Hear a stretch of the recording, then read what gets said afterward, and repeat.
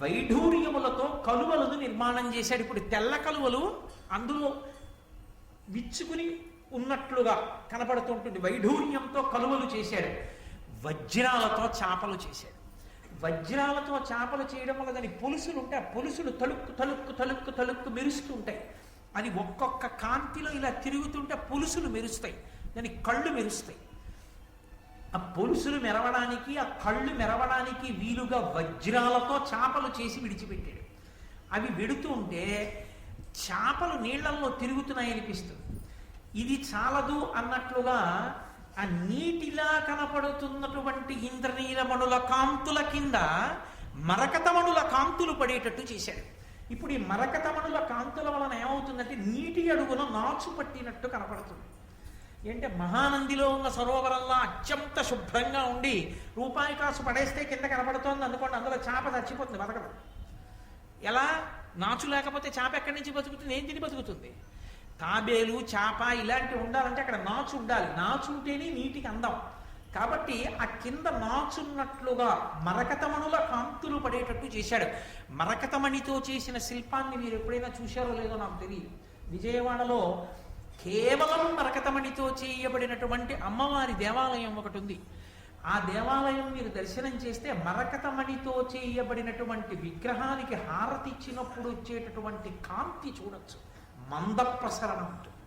అది అచ్చు నాచు రంగులో వస్తుంది. ఆ నాచు ఎలా ఉంటుందో అటువంటి కాంతి ఆ మరకతమణులలోంచి వచ్చి ఆ సరోవరం కింద నాచున్నట్లుగా కనపడుతుంది. ఇప్పుడు ముత్యాలు తీసుకొచ్చి ఆ నీటి మీద ఎంత అందంగా అమర్చాడంటే నీటి మీద నురగల ముద్దలు ముద్దలుగా నిలబడినట్టు కనపడుతుంది. ఇప్పుడు అది సరోవరం కాదని చెప్పడానికి మీకు ఆధారం ఇది. అది మణులతో కాంతుల వలన అలా వచ్చింది తప్ప ఇంకొకలా వచ్చిందని మీరు చెప్పలేరు. ఉందా అటువంటి నిర్మాణ ప్రజ్ఞ? ఉన్నది. నన్ను నమ్మండి. మీరు చూస్తాను అంటే ఇప్పటికీ ఉంది ఒక చోట. కాంచీపురంలో కామకోటి మఠం వారు ఒక గొప్ప కళాశాల నిర్మాణం చేశారు. దాని పైన శ్రీచక్ర ఆకృతిలో ఉంటుంది. దాని మీద బిందు ఉంటుంది.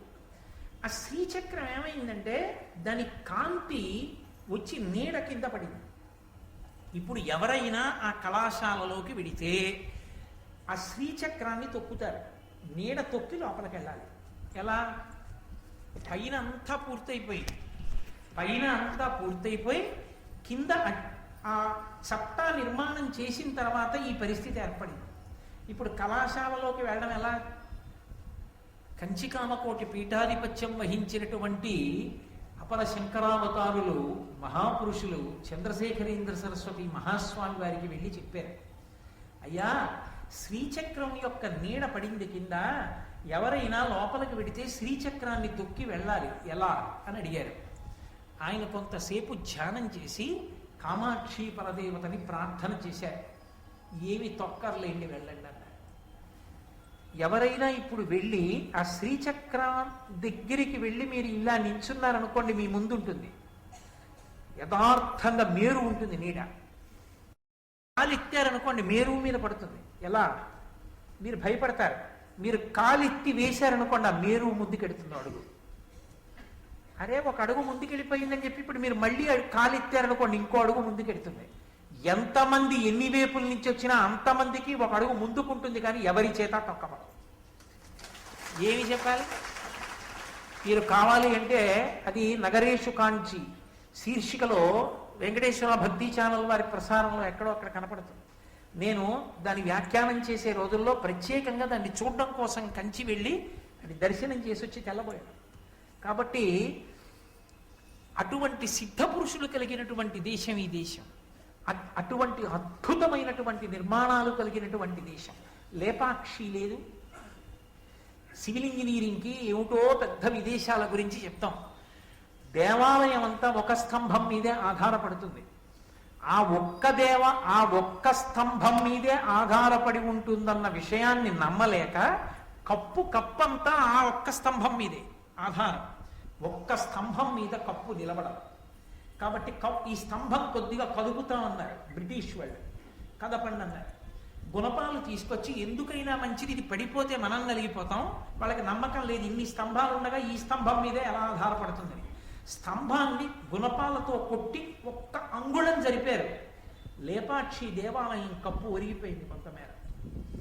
ఇప్పటికీ మీరు వెడితే బోర్డు పెట్టి ఆ స్తంభం చుట్టూ ఎక్కడుండేదో ఎన్ని అంగుళాలు జరిగిందో చూపిస్తారు ఆ స్తంభాన్ని.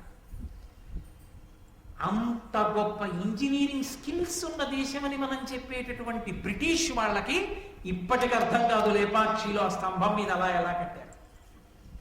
అది భారతదేశపు విద్యా వైభవం అంటే. దానికి వారసులం. కాబట్టి ఎందుకు నిర్మించలేడు మయుడు? ఆయనకున్న దేవతానుగ్రహం అటువంటిది. అందుకే ఇంద్రనీలమణుల నుండి వచ్చేటటువంటి కిరణముల యొక్క కాంతి నీటిగా కనబడితే అక్కడే ఉన్న పద్మరాగమణుల చేత నిర్మింపబడినటువంటి ఎర్రని పద్మములు నిజమైన పద్మములలా కనపడుతుంటే, వజ్రముల చేత చేయబడినటువంటి చేపలు నిజమైన చేపల్లా కనపడుతుంటే, అక్కడ బంగారంతో చేయబడినటువంటి తాబేళ్లు నిజమైన తాబేళ్లు ఈదుతున్నట్లు కనపడుతుంటే, మరకతమణుల చేత తాపడము చేయబడినప్పుడు అందులోంచి వచ్చేటటువంటి కిరణముల యొక్క కాంతి నీటి అడుగున పేరుకున్నటువంటి నాచులా కనపడుతుంటే, ఒడ్డున ఉన్నవాడు సరోవరంలో దిగుతున్నామని పంచ పైకెత్తి పట్టుకుని కాలు అందులో పెట్టి భంగపడితే ఆశ్చర్యం ఏముంది? చిత్రం ఏమిటంటే నీరు లేని చోట నీరు ఉన్నట్టు కల్పించాడు. అది మయసభా నిర్మాణం. నీరు ఉన్న చోట నీరు లేనట్టు కల్పించాడు. ఎలా అంటే గోడలలో స్ఫటిక మణులు పెట్టాడు.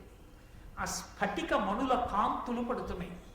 స్ఫటికమణి కాంతి కనపడుతోంది గోడలోంచి, తెల్లటి కాంతి పడుతోంది కాబట్టి అక్కడ నీరు లేదనుకుంటారు.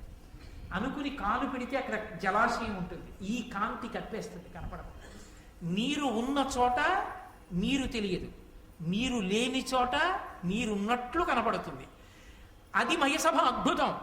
బాహ్యం, ఆంతరం కురుక్షేత్ర సంగ్రామానికి బీజం, ధర్మం నిలబడడానికి కారణం.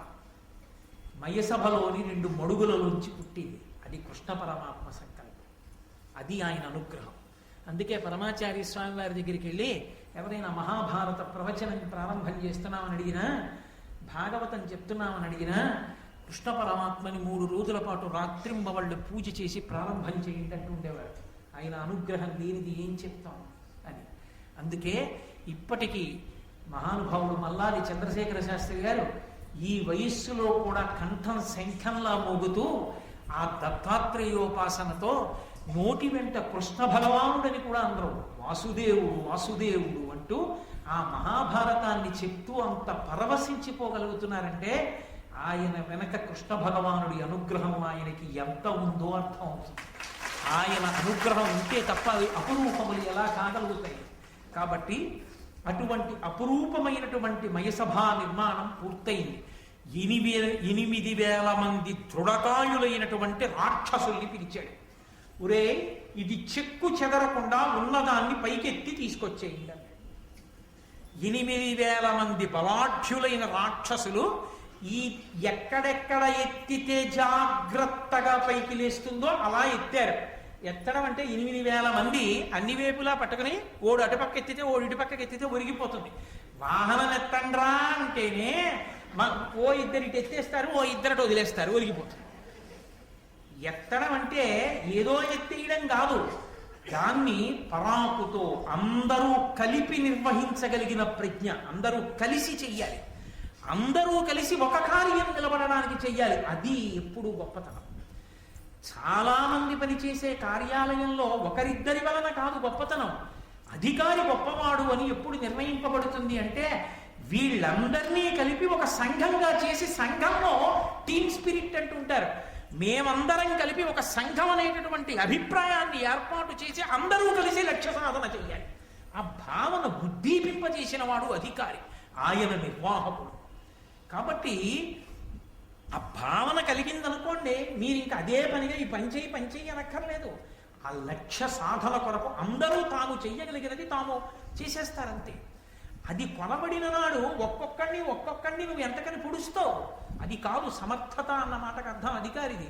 అధికారి సమర్థత అంటే ఎవడు బలహీనుండో వాడిని ఎక్కడ ఉంచాలో అక్కడ ఉంచాలి, ఎవరి బలవంతుడో వాడిని అక్కడ ఉంచవలసిన చోట ఉంచాలి. కలిపి అందరినీ ఒక సంఘం చెయ్యాలి. ఒరే మనందరం కలిపి దీన్ని సాధించాలని ఎవరి వంతు వాళ్ళు పోషిస్తూ లక్ష్య సాధన చెయ్యాలి. అలా నడిపించిన వాడెవడో వాడు సమర్థుడు, వాడధికారి. కాబట్టి ఈ 8,000 మంది ఆ మయసభని తీసుకొచ్చి ధర్మరాజు గారు ఉన్నటువంటి ఆ రాజధాని నగరంలో ఇంద్రప్రస్థంలో దింపారు. చూశాడు ధర్మరాజు గారు, చాలా బాగుంది అనలేదు. ఆయన వెంటనే ఆ ధౌమ్యుడు మొదలైనటువంటి పురోహితుల్ని పిలిచి సుముహూర్త నిర్ణయం చేశాడు. ఏడుస్తాడు దుర్యోధనుడు, చాలు చాలు చాలు బాబోయ్, ఇంకా పెట్టకండి అన్న మాటలే తప్ప అర్ధాకలితో లేచినవాడు లేడు. ఇంటి ఇల్లాలంటే ఎలా ఉండాలో చెప్పుకుని ఏడిచాడు దుర్యోధనుడు. ద్రౌపదీదేవి బ్రాహ్మణులందరికీ కూడా పరమ గౌరవంతో వడ్డిస్తూనే ఉంది అని చెప్పుకున్నాడు ధృతరాష్ట్రుడితోటి. ఏం చెప్పమంటావు నాన్న, వాళ్ళ వైభవం అని ఏడిచాడు. అది ఒక ఇంటి గృహప్రవేశం చేయడం అంటే, ఒక సభామందిరాన్ని ప్రారంభం చేయడం అంటే ఈ జాతి నేర్చుకున్న విద్య. అది దేవతల యొక్క గౌరవాన్ని కాపాడటం, వాళ్ళ అనుగ్రహాన్ని ప్రోధి చేసుకోవడం. అంతేగాని ఓ రంగుగుడ్డ ముక్క తెచ్చి అడ్డంగా పెట్టి జేబు దొంగలా కత్తిరించుకుంటూ వెళ్ళడం ఈ జాతి లక్షణం కాదు. నేను మన్నింపబడను కాక. కాబట్టి వీరుడు ధర్మజుండు 10,000 విప్రుల గొప్ప పాయసాహారము భక్తి పెట్టి మరి అందరకు చెరువేయునేసి విస్తార యశుండు ధేనువుల ధర్మ విధిన్ మణిముద్రికాద్యలంకారదుకూల పుష్పఫలగంధయుతంబుగా నిచ్చిలీలతో. ఆయన సభామంటపంలోకి గృహప్రవేశం చేశాట. ఎలా గృహప్రవేశం చేశాడంటే 10,000 మంది బ్రాహ్మణుల్ని తీసుకొచ్చాట. ఎందుకు బ్రాహ్మణుడికి అంత గౌరవం అంటే, బ్రాహ్మణుడి ఊపిరంతా కూడా వేదం చదవడానికి వ్యయమైపోతుంది. బ్రాహ్మణుని యొక్క ఊపిరంతా శాస్త్రాధ్యయనమునందు వ్యయమైపోతుంది. బ్రాహ్మణుని ఊపిరంతా శాస్త్ర ప్రబోధంలో వ్యయమైపోతుంది. బ్రాహ్మణుడి ఆరోగ్యం అంతా శాస్త్ర ప్రబోధంలో కరిగిపోతుంది. శరీరం శిథిలమైపోతుంది. అదే బ్రాహ్మణ జన్మకు సార్థకత తప్ప శరీరాన్ని రక్షించుకునే ప్రయత్నం చేసుకోమని కాదు. అంటే నా ఉద్దేశ్యం, ఆ గృహస్థాశ్రమంలో ఉండి కూడా నలిగిపోమ్మని నేను ప్రతిపాదన చేస్తున్నానని మీరు అనుకోకూడదు. కానీ శరీరాన్ని దాచుకుందామని బ్రాహ్మణుడు బ్రతకవద్దు అని శాస్త్రవాక్కు. 10 మందికి ధర్మాన్ని చెప్పడానికి తాను శాస్త్రం చదువుకోవాలి, 10 మందికి శాస్త్రాన్ని చెప్పుకోవాలి. చెప్పుకోవడంలో ఊపిరి వ్యయమైపోవాలి. ఆ వ్యయమైపోయి ఆయువు క్షీణించి వెళ్ళిపోయినా అతను సార్థక్యమును పొందినవాడే. అందుకే అటువంటి బ్రాహ్మణుల్ని 10,000 మందిని తీసుకొచ్చి పాయసం పెట్టాడు. ఈ మాట బాగా మీరు పట్టుకోవాలి. పాయసాన్నం వండినప్పుడు పాలు కలుస్తాయి, ధర్మమునకు లోపం రాదు. పాలు కలిసిన పదార్థం, పాలతో ఉన్న పదార్థం తీసుకోవచ్చు. పాలు నెయ్యి వేసినటువంటి ఉడికించినటువంటి ఆ పాయసాన్నం పరమేశ్వరుడికి నివేదన చేసి బ్రాహ్మణులకు పెడితే 10,000 మంది తృప్తిగా పాయసాన్నాన్ని స్వీకరించారు. పాయసాన్నం తిని మరి అందరకు చెరువేయునేసి విస్తారయశుండు ధేనువుల ధర్మవిధితో నియమిస్తున్నానని అహంకారంతో కాదు, ధర్మవిధిన్, ఎవరికి ఏది ఇస్తే ఎవరికి ఎలా ఉపయుక్తం అవుతుందో అలా ఇస్తున్నాడు. ఒక్కొక్క బ్రాహ్మణుడికి 1000 గోవులు ఇచ్చాడు. ఎందుకని? వాళ్ళు గోసేవ చెయ్యాలి, గోవుని పూజించాలి, ఆ ఆవు పాలతో అభిషేకం చెయ్యాలి, ఆ ఆవు నేతితో అభిషేకం చెయ్యాలి, ఆ ఆవు నేతిని తాను తిని స్వరాన్ని నిలబెట్టుకోవాలి. అందుకని ఒక్కొక్కరికి 1000 చొప్పున గోవులనిచ్చాడు. ఇచ్చి మణిముద్రికాద్యలంకార దుకూల పుష్ప ఫల గంధయుతంబుగనిచ్చి నీలతో చక్కగా బ్రాహ్మణుల్ని కూర్చోపెట్టి వాళ్ళ మెడలో సువాసనాభరితములైనటువంటి తేజోవంతములైనటువంటి పుష్పహారములను వేసి వారికి ఫలములనిచ్చి వారికి తేలికైనటువంటి వస్త్రములను ఇచ్చేట. ఎందుకు తేలికైన వస్త్రం ఇవ్వడం అంటే, తేలికైన వస్త్రం ఇవ్వడం అంటే ఖరీదు తక్కువ వస్త్రం అని కాదు దాని ఉద్దేశ్యం. తేలికైన వస్త్రము అన్న మాటకు అర్థం ఏంటంటే, సన్నని బట్ట అంటే బాగా నేయబడినటువంటి బట్ట. చక్కటి వస్త్రాల్ని తీసుకొచ్చి ఆ బ్రాహ్మణులకిచ్చి మణులతో కూడినటువంటి హారములను వాళ్ళకి అలంకారములుగా సమర్పించి వాళ్ళకి చందనాన్ని అలదాట. మీరు ఎక్కడ చూడండి బ్రాహ్మణ పూజ యందు చందనాలంకారము ఎంత అవసరమో మనకి చెప్తారు. ఆఖరికి భాగవతంలో కుచేలోపాఖ్యానంలో కూడా సాక్షాత్తు కృష్ణ భగవానుడంతటి వాడు కుచేలుణ్ణి కూర్చోపెట్టి ఆ చందనాన్ని అలదాడు. బ్రాహ్మణ పూజ యందు చందనాలంకారం అనేటటువంటిది అంత ప్రధానమైనటువంటిది. చక్కగా ధర్మపత్ని పిల్లలు ఆ చందనం తీస్తే బ్రాహ్మణ పూజ యందు ఆ చందనాన్ని అలంకారం చెయ్యాలి. కాబట్టి దుకూల పుష్ప ఫల గంధయుతంబుగనిచ్చి లీలతో వీటన్నిటినీ బ్రాహ్మణులకిచ్చి ధౌమ్యుడు మొదలైనటువంటి బ్రాహ్మణులందరి చేత ఆశీస్సులు అందుకుని ఎక్కడా ఏ దుశ్శకునములు కూడా గోచరించకుండా మిన్నుముట్టినటువంటి మంగళవాయిద్యముల నడుమ ధర్మరాజు గారు తన యొక్క సోదరులతో కలిసి సభామంటపంలోకి గృహప్రవేశం చేశాడు. ఎంతో సంతోషంగా సభామంటప ప్రవేశం జరిగింది. ఈలోగా అకస్మాత్తుగా నారద మహర్షి వచ్చారు. ఎప్పుడైనా ఎక్కడైనా దేవకార్యం జరగాలి అంటే మహానుభావుడైనటువంటి నారదుడు రావాలి. నారద మహర్షి వచ్చినటువంటి ఘట్టాన్ని విన్నా, నారద మహర్షి యొక్క దర్శనం విన్నా, నారద మహర్షి యొక్క వైభవం విన్నా వెంటనే పరమేశ్వరుడు ప్రీతి చెందుతాడు. నేను ఉత్తినే అంటున్నానని మీరు అనుకోకండి. ఎందుచేత అంటే మనకి ఒక అక్కర్లేనటువంటి ఆలోచన ఒకటి ఉంటుంది, ఆయన కలహభోజనుడు అని. కాదు, కలహము అతిశయిల్ని తీరుతుంది ఎక్కడ? ధర్మాధర్మముల మధ్య జరుగుతుంది. ధర్మాధర్మముల మధ్య పరిపక్వమైన స్థితి వచ్చింది. ఇప్పుడు కలహం పుడితే అధర్మం నశించిపోతుందన్నప్పుడు నారదుడు వస్తూ ఉంటాడు. ఎప్పుడిప్పుడు ఇక ధర్మం పూర్తిగా సత్తాని పొందిందో, అధర్మాన్ని తొక్కగలదో, అప్పుడు నిప్పురవ్వ పైకి లేచేటట్టుగా చేసేవాడు నారద మహర్షి. అంటే ఆయన ధర్మ ప్రతిష్టాపన కొరకు కలహాన్ని అతిశయిల్ల చేస్తాడు తప్ప అదే పనిగా దెబ్బలాటలు పెట్టడం ఆయన కర్మ. అంతటి మహానుభావుడికి దేవర్షి అటువంటి నారదుడు నీరజమిత్రుడేల ధరణీగతుడయ్యడు నొక్కొయంచు విస్మేర మనస్కులై జనులు మెచ్చి నిజజ్జుతి చూచుచుండగా నారదుడెగుదించ గగనంబున నుండి సురేంద్ర మందిర స్ఫార విలాసహాసయగు పార్థు గృహంబునకున్ ప్రియంబునన్. ఆయన వస్తుంటేట ఆ ఇంద్రప్రస్థంలో ఉన్నటువంటి మనుష్యులందరూ ఆకాశం వంక చూసి అనుకున్నారట పైనుంచి కిందకి దిగుతున్నాడు నారదుడు. ఆయన ఆకాశ సంచారి, ఆయనకు ఆ శక్తి ఉంది. ఎవరు ఈ షట్చక్ర భేదనంలో మూలాధార చక్రాన్ని దాటుతారో వారు పృథివిని భేదించుకుని వెళ్ళిపోతారు. ఒక్కొక్క చక్రాన్ని దాటుతుంటే ఒక్కొక్క భూతం మీద అధికారం సిద్ధిస్తుంది. ఆయనకి లేని సిద్ధులే ఉన్నాయి, అందుకే ఆయన ఆకాశ సంచారం చేస్తారు. ఒకప్పుడు శంకర భగవత్పాదులు వచ్చారు మండల మిశ్రుడి ఇంటికి అలా యోగ మార్గంలో. అలా ఆకాశ మార్గంలో వస్తూ కిందకి దిగుతున్నాడు. ఎక్కడో వెడుతున్నప్పుడు కనపడడు, కిందకి దిగొస్తున్నప్పుడు చూశాడు. సామాన్యుల నోటి వెంట పలికించారు నన్నయ్య గారు. నీరజమిత్రుడేల ధరణీగతుడయ్యడు నొక్కొయంచు. పద్మములకు మిత్రుడైనటువంటి సూర్య భగవానుడేమిట్రా ఆకాశంలోంచి దిగి భూమి మీదకు వస్తున్నాడని ఎక్కడ వాళ్ళు అక్కడ ఆగిపోయి అలా చూస్తున్నారు. అంటే సూర్యుడు అంటేనే తేజపుంజం, కాంతుల ముద్ద. అటువంటి కాంతుల ముద్ద కిందికి వచ్చేస్తోంది అనుకోండి, కంటిని ఆకర్షిస్తుంది. అందుకే జ్యోతి కంటిని ఆకర్షిస్తుంది.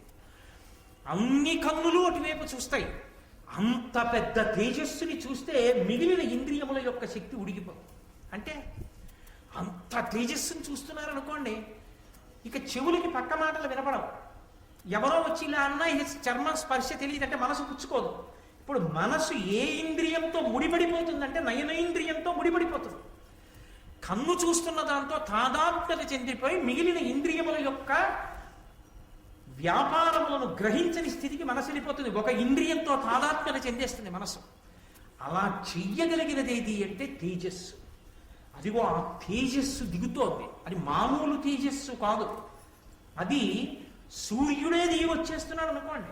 లోకమంతా ఏమంటుంది, అయ్య బాబు అదేమిటి సూర్యుడి కిందకు వచ్చేస్తున్నాడు అలాగా అని ఆ తేజస్సు వంక చూస్తూ అలా ఉండిపోతుంది. ఎలా దిగి వచ్చేస్తున్నాడు అలాగట వాళ్ళందరూ అనుకున్నారట సూర్యుడు వచ్చేస్తున్నాడు కిందకి.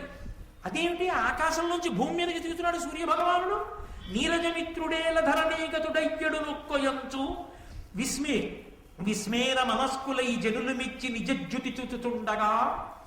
ఆయన నిజజ్యుతి, కాంతి. అందుకే శరీరమునకు ఉండేటటువంటి సౌష్ఠవము తరిగిపోతుంది. శరీరమునకు ఉండేటటువంటి బలం అన్ని కాలముల యందు ఒక్కలా ఉండదు. శాస్త్రమే చెప్పేసింది ఆ మాట. విపరిణీయతే, సంధిబంధములు సడలిపోతాయి. ఒకనాడు ఉన్న బలం ఇంకొక నాడు ఉండదు. ఒకనాడు 3 గంటలు చక్కగా ఆసనం వేసి కూర్చుని ఉపన్యాసం చెప్పిన వాడు రోజు కుర్చీలో కూర్చుని చెప్పవలసి వస్తుంది. బెంగ పెట్టేసుకోక్కర్లేదు. అది శరీరానికి ధర్మం. అది చెప్పగలుగుతున్నావా లేదా? ఈశ్వరవాక్కు చెప్పి తరించిపో, అంతవరకే. కాబట్టి శరీరం అనేటటువంటిది నలుగురు పడిపోతుంది. అది దాని ధర్మం. 50 ఏళ్ళు వచ్చి 60 ఏళ్ళు వచ్చి కూడా 30 ఏళ్ళల్లా ఉండమంటే ఎక్కడ ఉంటుంది? ఉండదు. దాని శక్తి క్షీణించిపోతుంది. కాబట్టి శక్తి శరీరానికి క్షీణిస్తుంది, ద్యుతి పెరుగుతుంది. ద్యుతి అంటే కాంతి. కాంతి ఉపాసన ఎంత పెరుగుతోందో, భగవద్భక్తి ఎంత పెరుగుతోందో, ధర్మం ఎంత పెరుగుతోందో, కాంతి అంత పెరిగిపోతుంది. అందుకే బాహ్యాలంకారమునకు ఆ ద్యుతికి సంబంధం ఉండదు. మీరు ఎప్పుడైనా చూశారో లేదో, కామకోటి పీఠాధిపత్యం వహించిన మహాపురుషుడు చంద్రశేఖరేంద్ర సరస్వతి మహాస్వామి వారు నడుస్తున్నటువంటి విషయాన్ని మీరు చూడండి. ఎప్పుడైనా మీరు ఆయన్ని చూస్తున్నప్పుడు ఎంత గబ్బ వెళ్ళిపోతుంటారు. ఒక కాషాయం గుడ్డ కట్టుకుని ఈ భూమికలు కూడా పైకొచ్చేసి ఈ కళ్ళు ఇంత లోతుకెళ్ళి ఉంటాయి. విభూతి కూడా త్రిపుండ్రములుగా ఉండదు. ఇలా పెద్ద ముద్ద పెట్టేసుకుని, ఇంత బొట్టు పెట్టేసుకుని, ఒక్కొక్కసారి మారేడు దళాల దండ తలకి చుట్టేసుకుని, ఆ బట్ట ఇంత పైకెత్తి పట్టుకుంటే చంటి పిల్లల మోకాళ్ళు ముసలి వాళ్ళ మోకాళ్ళల్లా ఎలా ఉంటాయో అలా ముడతలు పడిపోయిన మోకాళ్ళతోటి సన్నని కాళ్ళు, ఇంతంత పెద్ద పెద్ద పాదాలు తమలపాకుల్లో ఒడిలిపోయి ఆ సత్యదండం పట్టుకుని కమండలం పట్టుకుని ఆయన నడిచి వెళ్ళిపోతుంటే అంత వేగంగా ఏ అందం ఉందని మీరు ఆయన అలా చూడగలరు. కానీ మీరు పసిపిల్లలకి చూపించండి, అలా ఉండిపోతారు. ఆ కాంతి ఆయన ఒక వీడియోలో ఒక దృశ్యంగా చూస్తున్నప్పుడు నడుస్తుంటేనే ఆకర్షిస్తే, ఆయన బయట నడిచినప్పుడు ఎలా ఉండి ఉంటుంది? 90 ఏళ్ల వయస్సులో కూడా బాహ్యంలో క్షీణించిపోయారు. ఆంతరమునంద కాంతి అటువంటిది. అది ఈశ్వర తేజస్సు. ఆ ద్యుతి అటువంటిది. ఆ ద్యుతి సూర్యుడి కాంతితో సరిపోయింది. సూర్యుడు దిగొస్తున్నాడు అనుకున్నారు. అది భగవదుపాసన శక్తి యొక్క గొప్పతనం. అది సనాతన ధర్మంలో భగవదుపాసన చేసి తరించిపోమన్నారు. కాబట్టి విస్మీర మనస్కులై జనులు మెచ్చి నిజద్యుతి చూచుచుండగా నారదుడి గుదించ గగనంపున నుండి సురేంద్ర మందిర స్ఫార విలాస హాసయగు పార్థు గృహంబునకున్ ప్రియంబున. దేవేంద్రుడి యొక్క మందిరాన్ని కూడా తృణీకరించగలిగినటువంటి, హాస్యాస్పదం చేయగలిగినటువంటి అంత వైభవంతో కూడుకున్న ఆ మయసభని చూడడానికి నారదుడు పైనుంచి కిందకి దిగొచ్చాడు. నారదుడు చూడ్డానికి వచ్చాడు. నాకు ఒక్కటి చెప్పండి, నారదుడికి వైసభని చూడవలసిన అవసరం ఏంటి? ఆయనకి ఏమైనా ఉందా అవసరం? ఆయనకి ఏం లేదు. ఆయనకి ఎందుకు? దానికి మణులు తాపడం చేస్తే ఆయనకి ఎందుకు? మాణిక్యాలు తాపడం చేస్తే ఆయనకి కావలసింది ఒక్కటే, శ్రీ మహావిష్ణువు, నారాయణ శబ్దం. నారాయణుడు అంతటా ఉన్నాడు. ఎక్కడ ఏ దేని యందు ఏ ప్రకాశవంతమైన లక్షణమున్నా ఆ ప్రకాశవంతమైన విభూతి యందు ఆయనకి నారాయణుడు గోచరిస్తాడు. అయినప్పుడు ఆయనకి మయసభ బాహ్యమునందు అందమైనదని చూడ్డానికి వచ్చిన వాడు కాడు. ఈశ్వరుని యొక్క తలంపు నెరవేరడానికి ఏదో కారణానికి కిందకి దిగొచ్చాడు. ఆయన రావడమే భారతాన్ని బలుపు తిప్పుతుంది అని గుర్తు. లేకుండా ఆయన రాడు. అంతటి ద్యుతిమంతుడు మయసభని చూడ్డానికి రావడం ఏంటి? కాబట్టి ఇప్పుడు ఆయన దిగొచ్చాడు. ఎవరు పరుగున పెడతారు? ఆయనే వెళ్ళి అడుగుతాడు, ఆయా లోపలికి పెడతానండి, ఒకసారి చూస్తానండని. మహానుభావుడైన నారద మహర్షి వచ్చాడంటే ధర్మం తెలిసిన ధర్మరాజు గారు తమ్ముళ్లతో ద్రౌపదీదేవితో పరిగెత్తురాడు. కాబట్టి పరుగున వచ్చాడు. నారద మహర్షికి అర్ఘ్యపాద్యాదులు ఇచ్చాడు. ఆయన్ని సేవించాడు. మయసభని చూతురు కానీ రెండన్నాడు, లోపలికి తీసుకెళ్ళాడు. ఇక మయసభని చూపించాలి. వాళ్ళిద్దరూ కూర్చుని మాట్లాడుకోవాలి. ఇది మీరు మహాభారతాన్ని వినడం అంటే దానికోసం వినాలి. ఎవరు వచ్చినప్పుడు ఏం మాట్లాడతారో వారు మాట్లాడినప్పుడు మీరేం వినవలసి ఉంటుంది. దీనికి మానసికంగా ఎవడు సిద్ధపడతాడో వాడే శిష్యుడిగా పాత్రత ఉన్నవాడు. గురువుగారు వచ్చారు. గురువుగారు దేని గురించి మాట్లాడతారు? గురువుగారు భగవత్ సంబంధం గురించి మాట్లాడతారు. ఆయన నీ ఇంటికి వచ్చి మాట్లాడుతున్నప్పుడు ఏదో నీ ఇంటికి అవసరమైన విషయం ఏదో ప్రస్తావిస్తాడు. దానికోసం నువ్వు ఎదురు చూడాలి. అంతేకాని ఆయన దృష్టిపథం చెదిరిపోయేటట్టుగా వీడికి చెప్తే మాత్రం తలకెక్కుతుందా ఆయన అని ఆయన లేచి వెళ్ళిపోయేటట్టుగా నువ్వు మాట్లాడడం మొదలెడితే, నీకు ఏది అవసరమో, నీ కీర్తికి ఏది కారణమో, నువ్వు ఎలా ఉండాలో, ఎప్పుడు ఏది తెలియాలో అది ఉదాహరుడై నీకు చెప్పేవాడు గురువు. నారదుడు వచ్చి ధర్మరాజు గారి దగ్గర కూర్చున్నాడు. ధర్మరాజు గారు కూర్చున్నారు. ఒక్క మాట ధర్మరాజు గారు మాట్లాడలేదు. అయ్యా కులాసాగా ఉన్నారా? ఈ మధ్యనే మయి సభ కట్టామండి అంటే మేమేం అడగలేదండి, మయుడు వచ్చి అడిగాడండి, మయుడిని మా తమ్ముడు రక్షించాడులేండి. ఈ కథ అంతా ధర్మరాజు గారు ఏమీ చెప్పలేదు. ఎందుకు చెప్పలేదు? అది ఆయనకు అనవసరం. ఒకటి, ఆయన ఇవన్నీ చెప్పినా దానికి ఏం పెద్ద ఇష్టపడడు. రెండు, ఆయనకి తెలియకుండా ఉంటుందా? ఆయనకి తెలియనిది నేను చెప్తేనే తెలియవలసినది ఒకటి ఉందా? ఆయన అడిగితేనే చెప్పాలి. ఆయన ఏదైనా చెప్తే నేను వినాలి.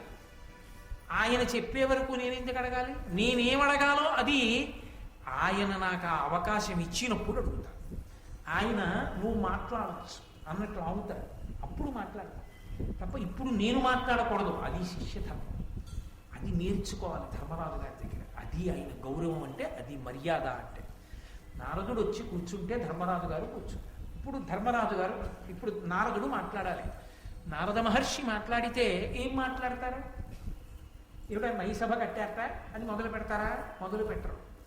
అప్పటికి ధర్మరాజు గారికి ఏది చెప్పాలో అది చెప్తారు. అప్పటికి ధర్మరాజు గారికి ఏం చెప్పాలి? అర్ధరాజ్యం పంచుకుని రాజుగా కూర్చున్నాడు. అప్పుడే కొత్తగా రాచరికం స్వీకరించాడు. ధార్మికమైనటువంటి పరిపాలన ఎలా ఉండాలో చెప్పాలి గురువుగారు వచ్చినందుకు కదా. భూపసభాంతరాళమున పుష్కళమత్యతురత్వ మాజి మహాపటు శక్తియున్ యశమునందనురక్తియు ప్రకృతి సిద్ధగుణంబులు సజ్జనాళి అంటాడు భర్తృహరి. ఎప్పుడు ఎక్కడ ఏది మాట్లాడాలో అది మాట్లాడాలి. అంతేకాని ఒక చోటుకి వెళ్ళి అక్కర్లేని ఇంకొక విషయం మాట్లాడకూడదు. కాబట్టి ఆయన ఏది మాట్లాడుతాడు అని నారదుడు ధర్మరాజు ఎదురు చూస్తున్నాడు. చెప్తున్నారు నారద మహర్షి, ధర్మవిదుండవై, అది ఆయన మొదటి మాట. ధర్మం అదే కదండి. సమస్త వాంగ్మయాన్ని పిండేస్తే రెండే అక్షరాలు ధర్మం. ఆ ధర్మము కొరకే సమస్తం. అది పక్కన పెడితే మిగిలిందంతా అనవసరం, లొల్లి. ఆ ధర్మాన్ని వదిలిపెట్టి నువ్వేం చెప్దామనుకున్నా అనవసరమే. ఆ ధర్మం చెప్తావా చాలు. ఏకశబ్ద సమ్యజ్ఞాత సృష్టప్రయుక్త స్వర్గే లోకే కామదుర్భవతి. ఒక్క మాట వినడానికి చాలు, ఒక్క మాట ఆచరించడానికి చాలు, తరించిపోతాం. ధర్మవిదుండవై ధర్మార్థ కామంబులొండుంటి బాధింపకుండా ఉచిత కాల విభక్తములుగా లీల సేవించితే. ఎంత పెద్ద ప్రశ్న అడిగాడో చూడండి. ఏమయ్యా, పురుషార్థములని ఉన్నాయి కదా 4, మోక్షం అలా అట్టిపెట్టు. ధర్మ అర్థ కామములు దేశము కాలము అన్న రెండిటి యందు ఒకదానినొకటి బాధింపకుండా అనుభవిస్తున్నావా అని అడిగాడు. అంటాడా ధర్మరాజు? ఈ ప్రశ్నకి ధర్మరాజు జవాబు ఏమిటి అన్నదాన్ని బట్టి తర్వాత మాటలు చెప్పాలి. అంటే ఇంకోలా మాట్లాడాలి. బుద్ధి గడ్డిదిందా అని అడగాలి. ఇహ సంతో నవాసంతి సతోవా నానువర్తసై తథా హి విపరీతాతే బుద్ధి రాచారవర్జిత అని అడిగింది సీతమ్మ. అలా అడగవలసి ఉంటుంది. లేదు తలిలా ఊపితే ఇంకొకలా మాట్లాడవలసి ఉంటుంది. దేశము కాలము దృష్టిలో పెట్టుకొని ధర్మ అర్థ కామములు ఒకదానినొకటి బాధింపకుండా సమన్వయం చేసుకోవడం అలవాటైందా అని అడిగాడు. దేశకాలములను బట్టి అంటే ఒక దేశమునందు ఒక కాలమునందు ధర్మము ఒకటి ఉంటుంది, ఒక దేశమునందు ఒక కాలమునందు ధర్మము ఒకటి ఉంటుంది, ఇంకొకప్పుడు ఇంకొకటి ఉంటుంది. నేను మీకు ఒక ఉదాహరణ చెప్పాలంటే, బ్రహ్మముహూర్తం అయిందనుకోండి, తెల్లవారుసనం అయింది. ఆ దేశమునందు ఎక్కడైనా సరే, నువ్వు ఎక్కడ ఉన్నా సరే, ఆ కాలమునందు ధర్మం ఒక్కటే, ఈశ్వరారాధనమే.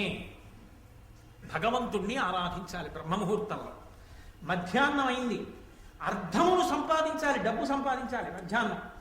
మధ్యాహ్నము డబ్బు సంపాదించామన్నారు కదా అని ధర్మాన్ని విడిచిపెట్టి సంపాదించకూడదు. ధర్మబద్ధమైన అర్థమును పొందాలి. ఖర్చు పగటి పూటే పెట్టాలి. పగటిపూట ఖర్చు పెట్టినప్పుడు నేను కష్టపడి సంపాదించింది కదా, నా ఇష్టం వచ్చినట్టు ఖర్చు పెడతానని పెట్టకూడదు.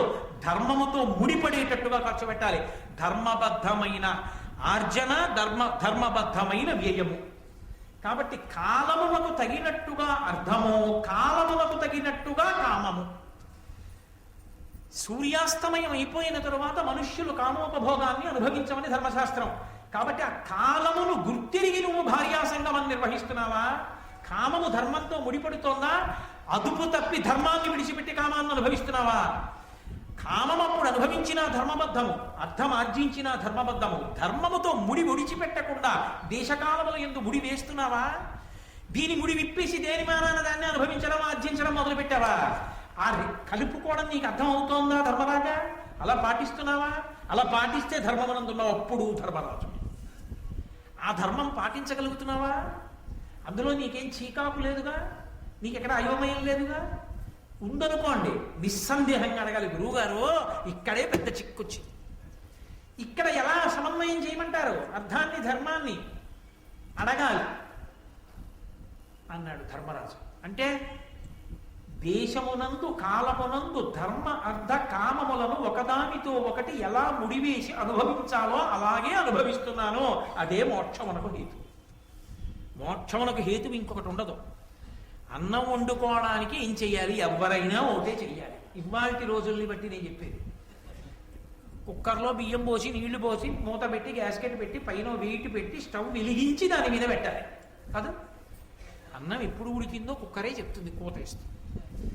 మోక్షం రావడానికి ఎవరైనా ఏం చేయాలంటే అదే చెయ్యాలి. దేశము కాలము ఈ రెండిటి యందు ధర్మ అర్థ కామములను ఎలా ధర్మానికి ముడివేసి అనుభవించాలో అలా అర్ధకామములను అనుభవించి ఏం చేస్తే మోక్షము చేకూరుతుంది. అంతేగాని మోక్షానికి కొత్తగా ఏమీ ఉండదు. అగ్ని మీద అన్నం పచనమైపోయిందని కుక్కర కోత పూసినట్టు నీకు జ్ఞానం ఆవిర్భవించిందని ఈశ్వరుడు అనుగ్రహిస్తాడు. నువ్వు శరీరం కాదు ఆత్మ అని ఎరుకలోకి వస్తుందనే మోక్షం. కాబట్టి అది నీకు వచ్చిందా ధర్మరాజా అని అడిగాడు. అడిగి సారమతి చేసి మానస శరీర రుజాములకు సతతంబు ప్రతీకారములు చేయుచుండుదే యారగా వృద్ధోపసేవ ఔషధ సేవన్. ఎంత అద్భుతమైనటువంటి ప్రశ్న అండి. ఏమయ్యా, రుజావళులు అని ఉంటాయి, అనారోగ్యముల యొక్క గుంపులు, వరుసలు. ఆవళి అంటే వరుస, దీపావళి అంటే దీపముల వరుస అని వరుస. అవి ఏమిటంటే ఇలా వచ్చి అమ్మయ్య ఇక్కడతో పోయిందండి, ఇక నాకు జీవితంలో ఏమీ రాదనడానికి ఏమి ఉండదు. అక్కడకో మంది వేసుకున్నావు, అది తగ్గింది, ఇంకోటి ఉంది వెనకాల, అది వస్తుంది. ఇప్పుడు దానికి ఒకటి ఉంటుంది. కొలెస్ట్రాల్ ఎక్కువైంది, దానికి ఒకటి ఉంటుంది. మోకాళ్ళ నొప్పి వచ్చింది, దానికి ఒకటి ఉంటుంది. షుగర్ వచ్చింది, దానికి ఒకటి ఉంటుంది. బీపీ వస్తే దానికి ఒకటి ఉంటుంది. ఒక్కొక్కటి వస్తుంది, రుజావళులు వస్తుంటాయి. అలా భయపడిపోయి హడిలిపోకుండా ఉండాలి. అందుకని ఈ శరీరమునకు రోగములు వస్తాయన్న విషయంలో నీకు ముందు అసలు నమ్మకం ఉందా? ఏదో ఒకటి వచ్చేటప్పటికి నా కర్మండి అని మృత్పిండల్లా నేల మీద పడిపోతున్నావా? మట్టి ముద్ద నేల మీద పడిపోయింది అనుకోండి, లేవ వాడికి ఏదో ఒకటి వచ్చింది, రాకుండా ఉంటుంది. దిక్కుమాలి శరీరం అన్న తర్వాత నింద లేకుండా బుద్ధి ఎలా పోతుంది? ఏదో కారణం రాయాలా డెత్ సర్టిఫికెట్లో? ఏదో ఒకటి ఆగిపోవాలా? అది ఏదో ఒకటి వస్తుంది ఆ శరీరానికి, వస్తుంది. వస్తే ఆపేస్తావా? పని చెయ్యగలిగినంత కాలం ఈశ్వర సేవ చెయ్యవలసిందే, ఉపయోగించుకోవలసిందే ఉన్న పనిముట్లన్నింటినీ. కాబట్టి శరీరం అన్న తర్వాత రుజాములు వస్తాయి, అనారోగ్యాలు వస్తాయి. దానికి ఔషధిని సేవిస్తున్నావా? ఏమంటే అలాగోపోతుంది కదండి, దిక్కుమాల శరీరం ఎందుకు వచ్చిన మందులండి అని వైరాగ్యం చెప్పకూడదు. శరీరము ధర్మమునకు సాధనము, ఇది లేకుండా నువ్వు ధర్మం చేయదు. అది బాగా పట్టుకోవాలి. ఇది పడిపోయింది అనుకోండి, ఇక ధర్మం లేదు. ధర్మం చేయడానికి ఇది సాధనం, పనిముట్టు. ఇది ఉంటే కదూ స్నానం, ఇది ఉంటే కదూ సంధ్యావందనం, ఇది ఉంటే కదూ ప్రవచనం. ఇది పడిపోతే ఏం చేస్తావు? మళ్ళీ వస్తుందని ఏమి నమ్మకం. అందుకని దీన్ని నిలబెట్టే ప్రయత్నం చెయ్యాలి. ఎప్పుడు జ్ఞానం వచ్చేవాడు. ఆ తర్వాత ప్రారంభంగా శరీరాన్ని చూడడం వేరు. నటించకూడదు జ్ఞానివైనట్టు. తనంత తాను జ్ఞానివి కావాలి ఈశ్వర కృపతో. అప్పటి వరకు పరిశ్రమ. శరీరము వ్యాధిగ్రస్తమైంది, భయపడకు. ఔషధిని ఇవ్వడానికి ఈశ్వరుడే ఈ భూమి మీద తిరుగుతున్నాడు వైద్యుడి రూపంలో. ప్రథమో దైవ్యోభిషకు అంది యజుర్వేదం. పరమశివుడే వైద్యుడి రూపంలో తిరుగుతున్నాడు. నీ ఊళ్ళో అన్నీ నీకు తెలుసు, నీలో ఉన్నది నీకు తెలియదు, ఆయనకి తెలుసు. ఆయన చూసి ఏమీ బెగ్గ పెట్టుకోకండి, ఇదో మాత్ర వేసుకోండి రోజు చక్కగా ఉంటారన్నాడు. కాబట్టి ఈశ్వరుడే నీ పాపాన్ని అనుభవించజేయడానికి రోగం పెట్టాడు. ఇప్పుడు భక్తిగా ఉన్నావు కాబట్టి ఆయన రూపంలో ఆయనకి కనిపెట్టేటటువంటి శక్తినిచ్చి విరగ్గొట్టడానికి ఔషధినిచ్చాడు. పాపాన్ని దానికి ఖర్చు పెట్టిన డబ్బులో పోగొట్టాడు. కాబట్టి శరీరమునకు వచ్చేటటువంటి రుగ్మతలకు లొంగిపోకుండా ఔషధములను సేవిస్తూ తగ్గించుకుంటున్నావా?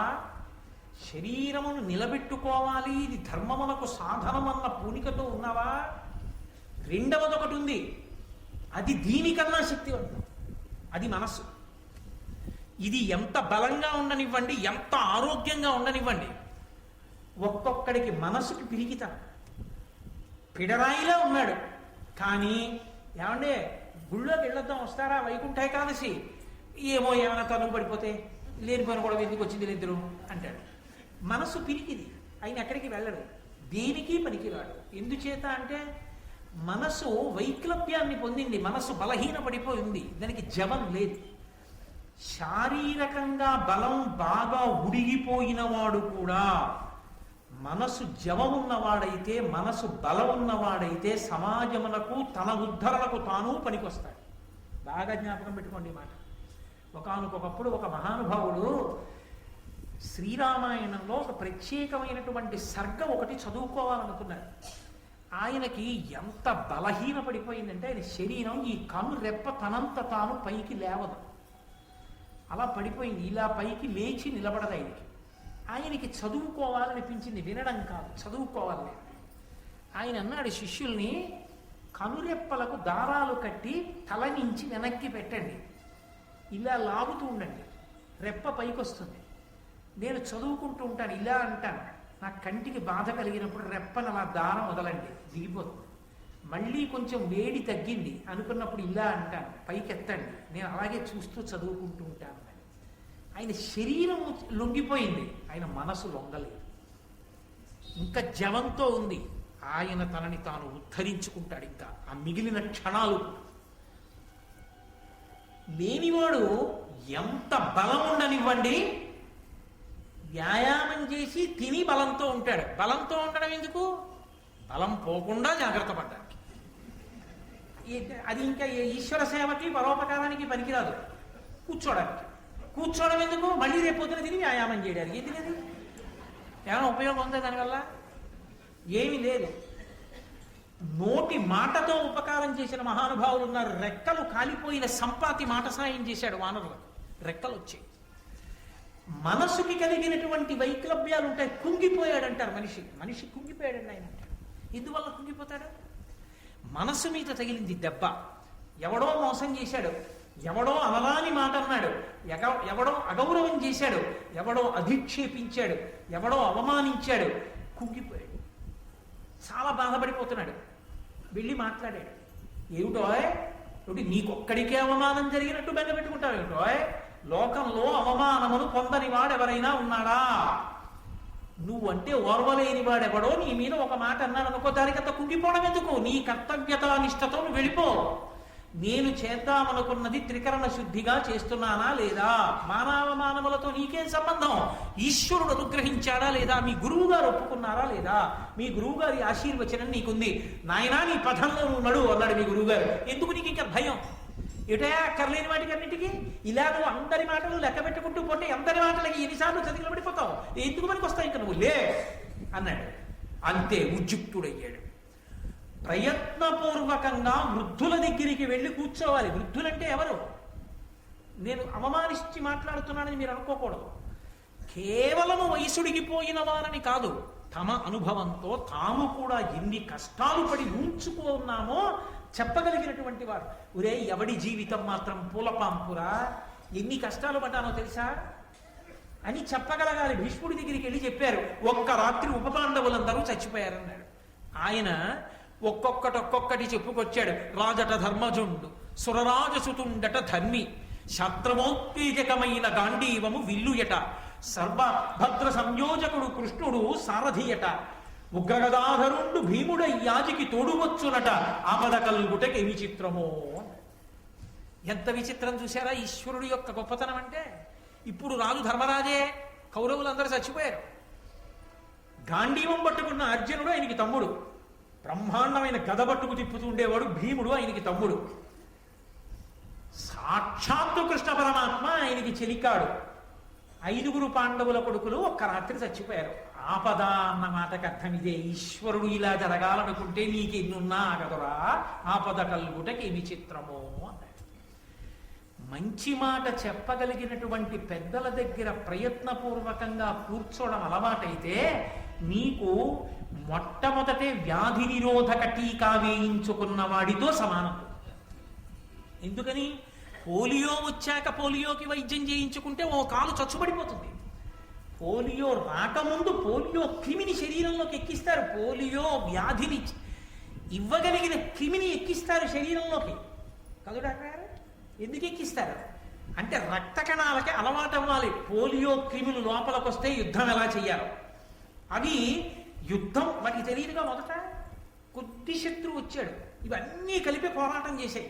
ఈ పోరాటంలో జ్వరం వస్తుంది, పిల్లాడికి జ్వరం వస్తుంది. మరి పిల్లాడికి జ్వరం వస్తుందని పోలియో చుక్క వేయించకపోతే రేపు పొద్దున కాళ్ళు చచ్చిపడిపోతాయి, వాడు డేకుతాడు. ఇప్పుడు జ్వరం వచ్చింది, కానీ వాడికి పోలియో క్రిములను ఎదుర్కోవడం వచ్చేసింది కాబట్టి రేపు ఎప్పుడైనా వాడిలోకి పోలియో వ్యాధిని కల్పించగలిగినటువంటి సూక్ష్మాంగ జీవులు వెళ్ళిపోయినా వాడికి ఇక పోలియో రాదు. పోలియో వస్తుందేమోనని టీకా వేయించుకున్నట్టు ప్రయత్నపూర్వకంగా పెద్దల దగ్గరికి వెళ్ళి కూర్చుని వాళ్ళ మాటలు వినడం నేర్చుకుంటే జీవితం అంటే ఎలా ఉంటుందో, ఉత్థాన పతనములు ఎలా ఉంటాయో, ఎలా నిగ్గుకు రావాలో, ధర్మాన్ని ఎలా పట్టుకోవాలో, భగవంతుని యందు భక్తి ఎందుకు చెడకూడదో, మనుష్య జీవితం అంటే ఎలా ఉంటుందో ఆ మాటలు మనసులో బాగా నిలబడితే ప్రతిదానికి తత్తర పడిపోయి అటు ఇటు అయిపోయి కదిలిపోయి అశాంతికి గురైపోయి 10 మందిని అశాంతి పెట్టాడు. తాను స్థిరంగా నిలబడి శాంతిగా ఉంటాడు, 10 మందిని శాంతి యందు నిలబెడతాడు. ఇంకంతకన్నా ఏం కావాలో ఈ ధర్మరాజా? అందుకని ఈ రెండిటికి వైద్యం ఎప్పుడూ చేయించుకుంటున్నావా? శరీరానికి వైద్యం ఔషధంతో చేయించుకుంటున్నావా? మనసుకి కలిగేటటువంటి రుగ్మతను పోగొట్టుకోవడానికి ప్రయత్నపూర్వకంగా పెద్దలను ఆశ్రయించి కూర్చుని వింటున్నావా? నారదుడు చెప్తుంటే వినడంలోనే అర్థం పట్ల ధర్మరాజుకి అలవాటు ఉందని.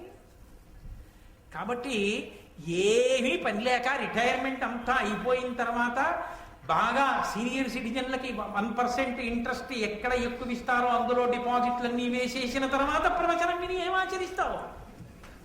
అప్పుడు కాదు ప్రవచనం. నువ్వు కార్యరంగంలో ఉండగా వైక్లభ్యాలకి గురైపోకుండా ఉద్ధానపతనముల యందు ఊంచుకుని నిలబడి కర్తవ్యతానిష్టతో నిలబడడానికి కావలసినటువంటి అధ్యవసాయముతో కూడిన బుద్ధిని ప్రకాశింపచేసుకోవడానికి పెద్దలను ఆశ్రయించి మంచి మాటలు వినాడు. లేనినాడు ఎక్కడి నుంచి వస్తుంది ఆ బుద్ధి రమ్మంటే? కాబట్టి అలా వింటున్నావా ధర్మరాజా అని నువ్వు నీ దగ్గర ఉంచుకునేటటువంటి ఉద్యోగుల విషయంలో గుణము సమర్థత ప్రధానంగా ఉత్తమమైనటువంటి వారిని, మధ్యములైన వారిని, అధములైన వారిని నిర్ణయం చేసుకుంటున్నావా? గుణము సమర్థత ప్రధానమై ఉండాలి. ఎవడు అత్యంత గుణవంతుడో, ఎవడు అత్యంత సమర్థుడో వాడిని ఉత్తమమైన పదవిలో పెట్టాలి.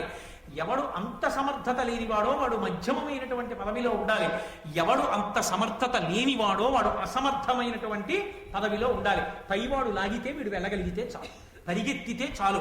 ఇంజన్ పరిగెడితే పరిగెత్తడం భోగికి వస్తే చాలు, ప్రతి భోగి ఇంజన్ అవ్వక్కర్లేదు. కాబట్టి ఒక్క ఉత్తముడు ఇంజన్ ఒక్కటి ఉంటే చాలు, రైలు అంతా తిరుపతి వెళ్ళిపో.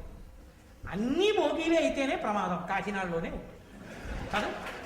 కాబట్టి ఎక్కడ ఏది ఉంచాలో ముందు నీకు తెలిసేలా ఉంచుతున్నావా? వాళ్ళని అలా ఉంచి వాళ్ళని ఆయా పదవులలో ఉంచి పరిపాలన చేస్తున్నావా? అది నీకు వచ్చిందా? అసలు ముందు నీకు ఈ లక్షణం వచ్చిందా ధర్మరాజా? రాజ్య పరిపాలన అలా చేస్తున్నావా అని తమ తమ కనియడు తరిజీతము గానక నవయు భటుల దౌర్గత్య విషాదము లేలిన వానికి అవశ్యము ఎగ్గునరించు అతడు శక్రుండైన. ఏమయ్యా, నీ దగ్గర ఉద్యోగంలో చేరినవాడు అవసరమైతే యుద్ధంలో తన ప్రాణాలను వదిలేస్తాడు ప్రభువు కోసం.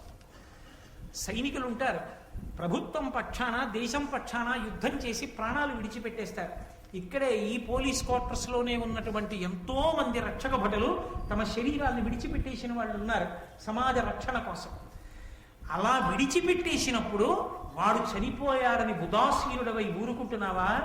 నిన్ను నమ్ముకుని నువ్వు మార్చ్ అంటే పరిగెత్తుకెళ్ళి తుపాకీ గుండ్లకు పడిపోయిన వాడి భార్యాబిడ్డల్ని చూడడం నా కర్తవ్యమని వాళ్ళ భార్యాబిడ్డలు ఏడవకుండా వాళ్ళకి కావలసిన సంబారాల్ని జీతాల్ని అందిస్తున్నావా?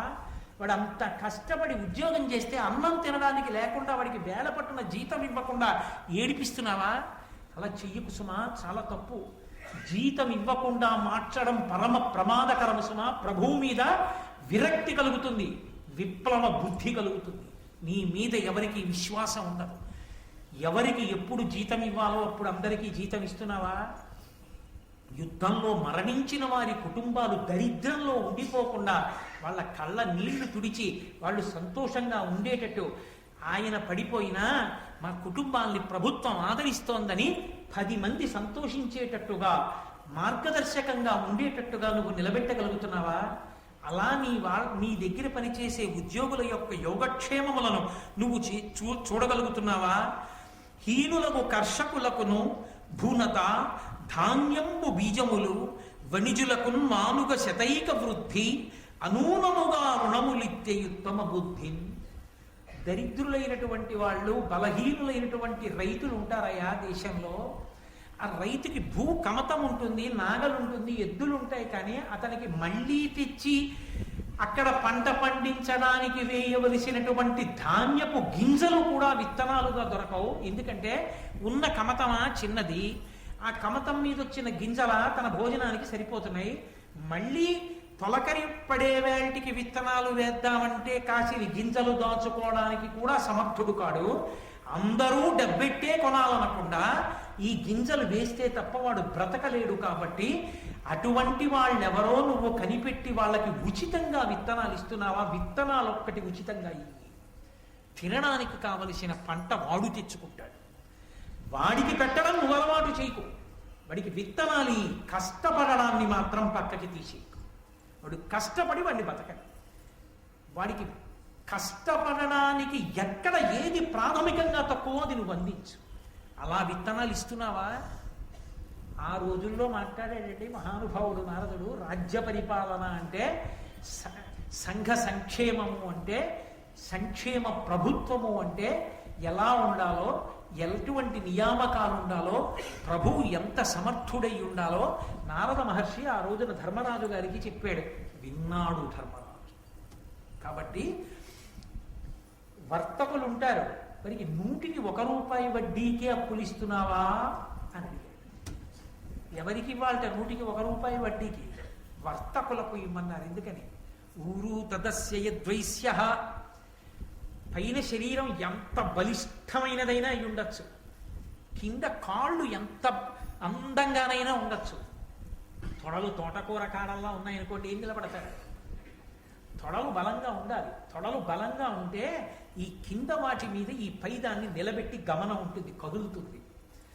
వర్తక వాణిజ్య రూపంగా ప్రజలకు కావలసినవి ప్రజలకు అందించి ముడి సరుకులను కొని వాటిని కావలసినటువంటి వినిమయాత్మకమైన వస్తువులుగా ఉత్పాదన ప్రక్రియ యందు సిద్ధహస్తుడై వ్యాపారం చేయగలిగినటువంటి జన్మతః అటువంటి నైపుణ్యమును పొందినటువంటి వాడు వర్తకుడు. వర్తకుడిని నిలబెడితే కదూ సమాజం వృద్ధిలోకి వస్తుంది, 10 మందికి ఉద్యోగాలు దొరుకుతాయి.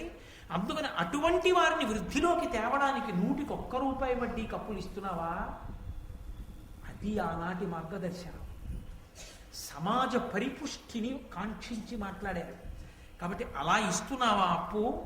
పంగుల, మూకాంధుల, వికలాంగులను, అబాంధవుల దయం బ్రోతే భయార్తుం గడిది శత్రునైనను సంగర రంగమునగాత శరణంబనినను. ఓయ్ ధర్మరాజా, కొంతమందికి ఏదో కొంత ఇచ్చి వాళ్ళు బ్రతకాలని నువ్వు కోరుకోకూడదు. కష్టం చేసి వాళ్ళు అసలు కష్టం చెయ్యడం అన్న మాటకి ఇహ పనికిరారు. ఎందుకని?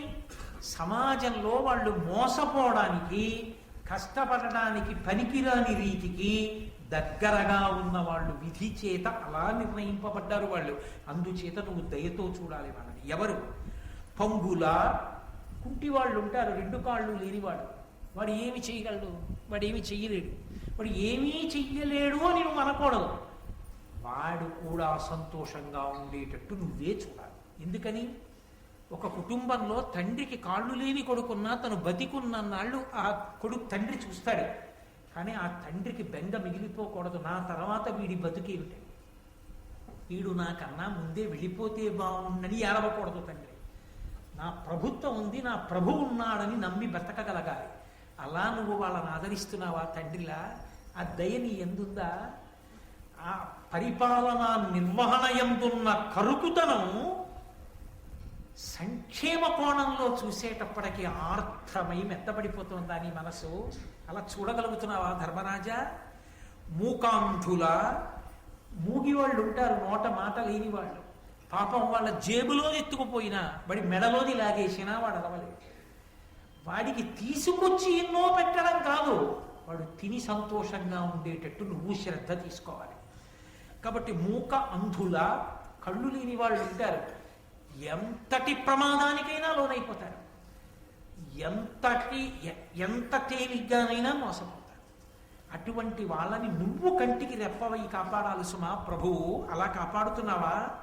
వికలాంగులను, శరీరమునకు ప్రధానమైన అంగముల యందు వైక్లభ్యం ఉన్న వాళ్ళు ఉంటారు, అటువంటి వికలాంగులను, అబాంధవుల, నా అన్న వాళ్ళు లేని వాళ్ళు ఉంటారు, ఎవ్వరూ లేరు ఒక్కొక్కడికి.